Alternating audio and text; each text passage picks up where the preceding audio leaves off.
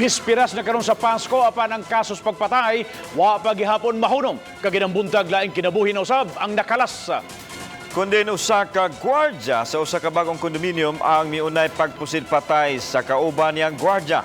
Hinuon mitahan ra siya dayon sa kapulisan human mabuhat ang krimen. Kini ang gitutukan ni Luan Mayrondina.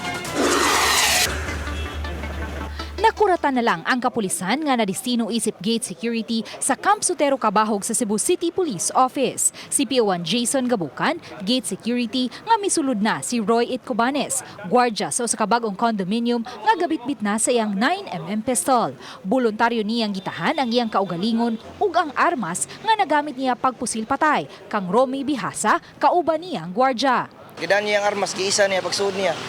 Surrender ko sir kay ang kauban kay akong gipusil. Giangkon sa 26 anyos nga si Itcobanes ang krimen og mitataw nga napugo siya tungod sa paghagit-hagit kaniya og sinumbagay og pinusilay sa kauban nga si Bihasa 18 anyos. Paglakaw sa inspektor siya naman ang hagit nako. Kuha na niyang pusil, magi napugnan sa nako kauban pinusilay ta. Ingo, di ra ba sa gyud gumahadlok yon.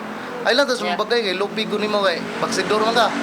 Giangkon usab niya nga wala pa siya lisensya isip gwardiya tungod kay karon pa siyang Enero mupaubos sa seminar. Kapin pa lang sa tuig siyang nahimong gwardiya. Kaubang gwardiya sa duha miingon nga nagkalalis ang duha sa wa pa mahitabo ang krimen. Una siya posisyon niya karon pagpusil na hagbong. Hagbong uro na dito na siya. Pagpusil na naglingkod na siya diya. Oh, naglingkod na siya kay diha. Kuna mo ang kawatan ng bantayan.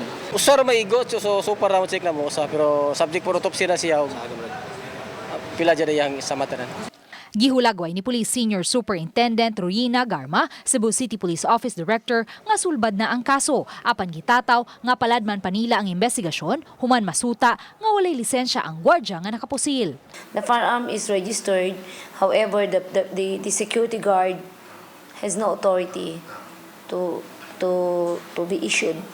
Luan Mayrondina, Balitang Bisdak.